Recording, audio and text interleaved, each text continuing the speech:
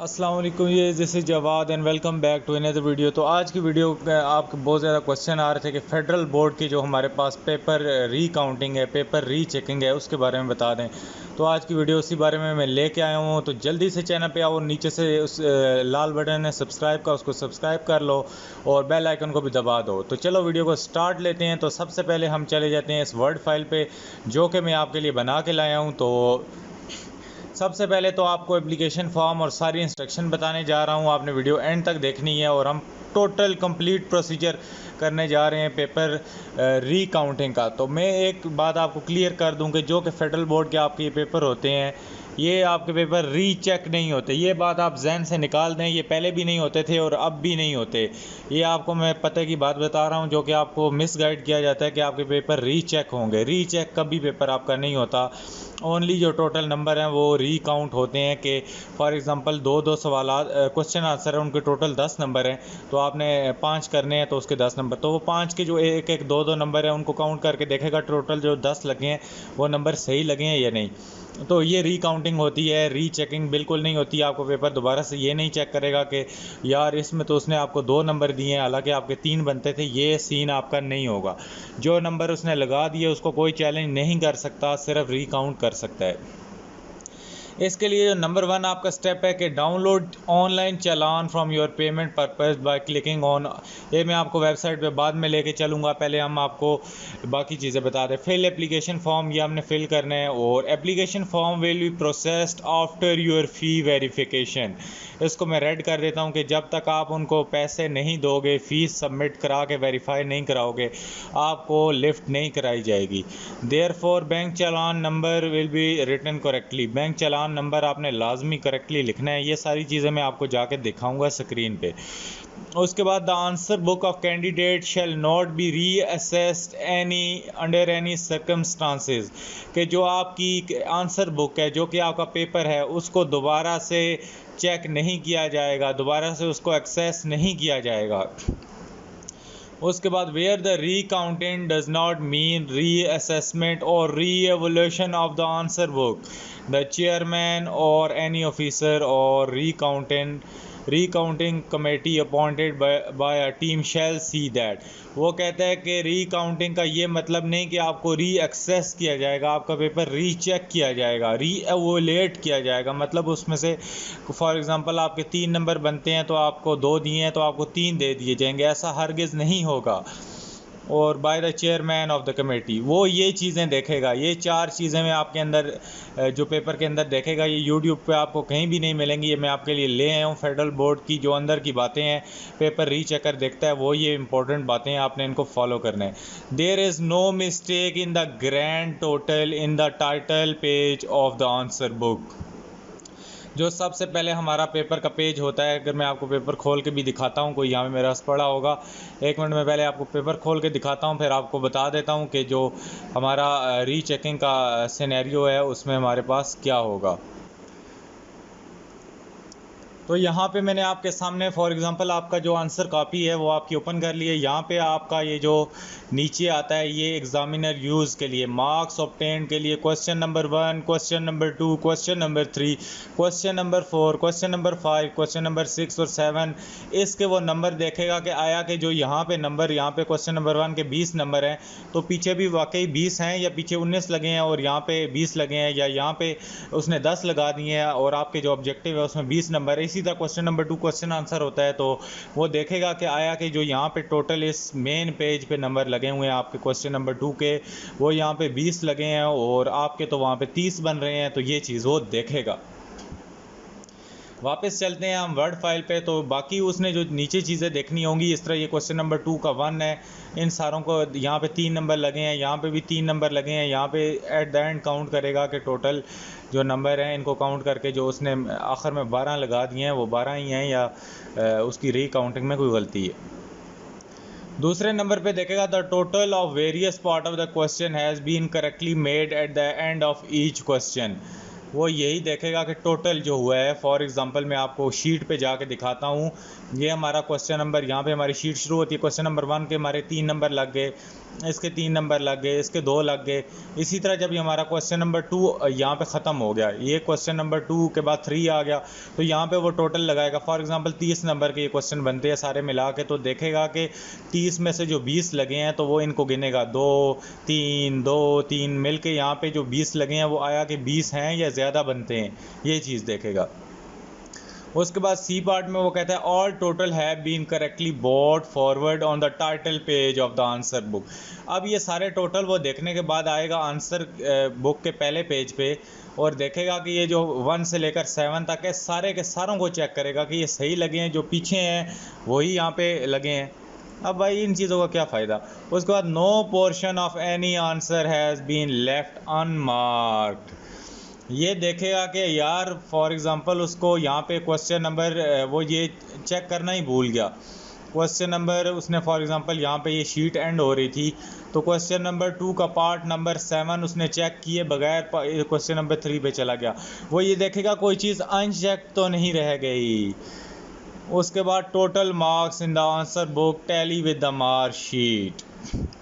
अब वो यहाँ पे आएगा हमारी आंसर बुक में, आंसर बुक का पहला पेज खोलेगा और यहाँ पे ये जो टोटल दिया हुआ है ये टोटल देखेगा कि आपके फॉर एग्जांपल 75 में से आपके 60 नंबर आए हैं, तो वो जो आपका रिज़ल्ट कार्ड है जो कि आपको बोर्ड वालों ने डिस्प्ले किया है आया कि उस पर भी 60 हैं या उस पर 50 लगे हुए हैं, ये चीज़ देखेगा वो। अब आप कह रहे हो कि यार ये चीज़ें क्या है, ये हमारा पेपर चेक होना चाहिए था, तो वो नहीं है। It is a big scam जो कि आपको आपके टीचर्स ने बताया है या जिस मर्ज़ी ने बताया, यही फेडरल बोर्ड की चेकिंग होती आ रही है कई सालों से। और ये अंदर की बात है, जो पॉइंट्स हमें एग्जामिनर्स को दिए जाते हैं ये मैंने आज आपके सामने पहली बार सामने सारे के सारे पॉइंट्स रख दिए। हमें ये गाइडलाइंस दी जाती हैं कि इसके मुताबिक आपने पेपर चेक करना है, इससे बाहर आपने एक लफ्ज़ भी नहीं देखना।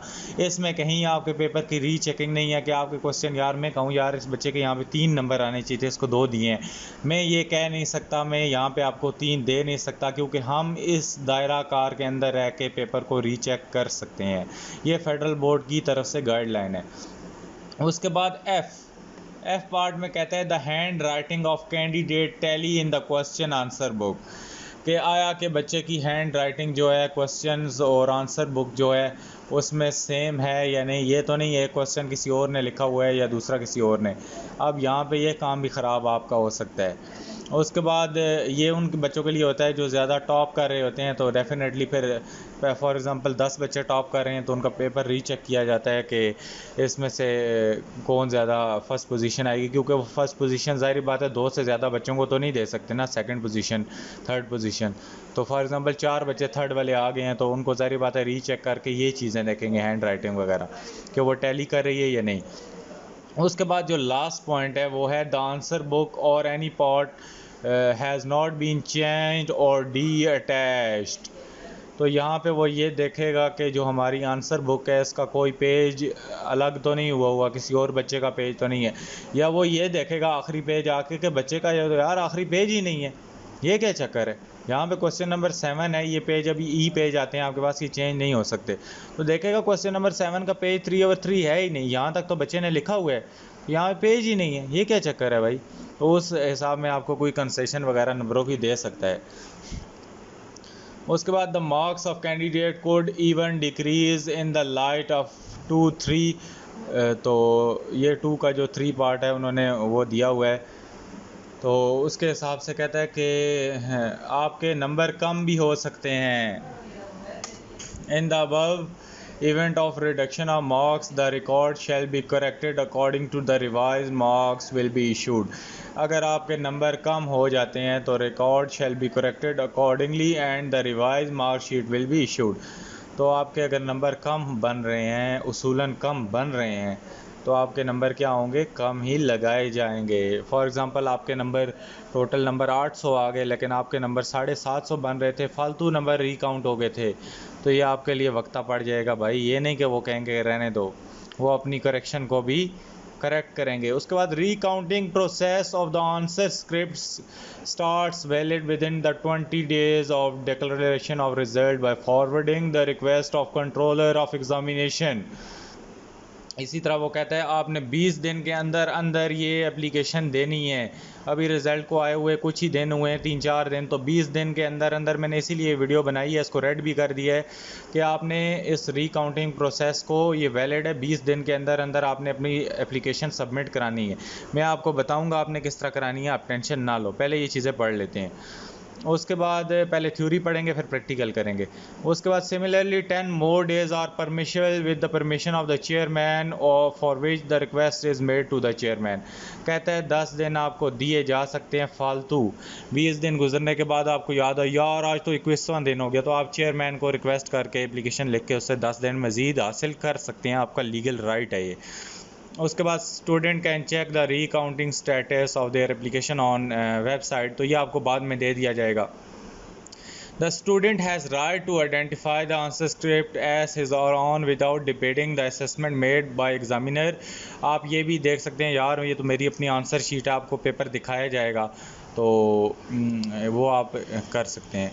उसके बाद the interested applicants can submit there request विया गिवन ईमेल एड्रेस। आप अपनी रिक्वेस्ट इस ईमेल एड्रेस controller.s@the-fbisc.education.pk पर सबमिट करा सकते हैं। Document shall be issued with in the 20 working days after the verification of the fees submission. तो सबसे पहले भाई फ़ीस जमा करानी पड़ेगी, उसके बगैर तो आपको लिफ्ट नहीं कराई जाएगी।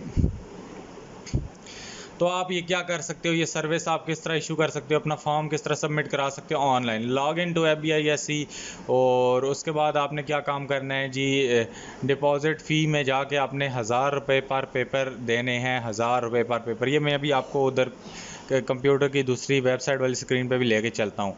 तो आपको एक पेपर, फॉर एग्जांपल आप 3 पेपर की रीचेकिंग कराते हो 3000, 8 की कराते हो 8000। भाई फेडरल बोर्ड वाले यहाँ पे आपसे खुला पैसा ले रहे हैं और आपके पेपर को सिर्फ रीकाउंट करके वापस दे देंगे।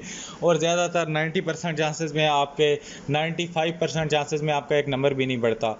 तो उसके बाद एनी HBL ब्रांच में आपने ये फ़ीस किसी भी HBL बैंक में जाके आप करा सकते हो। और उसके बाद एप्लीकेशन फॉर्म फॉर री checking paper in all respect like name of candidate, roll number, applied paper, और ये सारी चीज़ें आप इलेक्ट्रॉनिकली सबमिट करा सकते हो। दूसरा तरीका है पोस्ट ऑफिस के ज़रिए। तो आपने ये बैंक चालान डालना है और उसके बाद 1000 रुपये जमा करा के, और क्या करना है जी, आपने इस एड्रेस पे एग्ज़ामिनेशन सेक्रेटरी FBISCH इस्लामाबाद को पोस्ट से मेल करना है। उसके बाद अगर आप बाहर हैं, ओवरसीज़ पाकिस्तानीज़ अपने कान खड़े कर लें, ये आपके लिए। आपने क्या काम करना है, $40 देने हैं, $40 पर पेपर होगा, और ये आप लोगों ने इलेक्ट्रॉनिकली फ़ंड ट्रांसफ़र और के ज़रिए करा सकते हैं, और मेल भी FBISC को भेज सकते हैं पाकिस्तान के एड्रेस पे। तो ये था हमारा वीडियो। तो अभी मैं आपको ले चलता हूँ कंप्यूटर स्क्रीन पे। तो यहाँ पे हम आ जाते हैं, आप सिंपली जाके फेडरल बोर्ड की वेबसाइट पे, ये वेबसाइट फॉलो करनी है आपने। ऊपर लिखना है portal.fbisc.education.pk/चालान, या इधर से कहीं से चालान का ऑप्शन आ जाएगा। फ़ी नॉमिनेशन चालान पे हम क्लिक करते हैं तो यही आपके सामने ऑप्शन खुल जाएगा। सिंपली किधर जाना है जी, स्टूडेंट्स में जाके और ये फ़ी नॉमिनेशन चालान पे क्लिक करना है। तो यहाँ पे आपने कैंडिडेट अपना नेम डालना है, उसके बाद CNSE डालना है, ईयर्स आपने डालना है 2022 है तो ये डाल दो। रोल नंबर भी ऑप्शनल है, अपना डालना है यार, लाजमी डालो इसको। मोबाइल नंबर डालना है जिसका आपके पास एक्टिव हो। अमाउंट आपने यहाँ पे 1000 रुपये डालनी है अगर एक पेपर चेक कराते हो। लेवल में SSC सेलेक्ट करो फ़िलहाल, क्योंकि 9-10 के पेपर है। अगर सेकेंड ईयर फर्स्ट ईयर वाले देख रहे हो वीडियो तो HSSC सेलेक्ट करो। उसके बाद हम SSC सेलेक्ट करते हैं। चालान में आपने कौन सा चालान डालना है, तो ये नीचे अगर आप आ जाएँ तो आपको तरह तरह के चालान मिलेंगे। तो हम जाते हैं ऊपर, हमने एग्ज़ामिनेशन में, और यहाँ पे नीचे री checking of answer book 8 number पे है, और पे 10 यहाँ पे 1000 रुपये पर पेपर है हम पाकिस्तानियों के लिए, और ओवरसीज़ पाकिस्तानियों के लिए जी $40 है। तो चालान नंबर 8 है, आपने याद रखना है।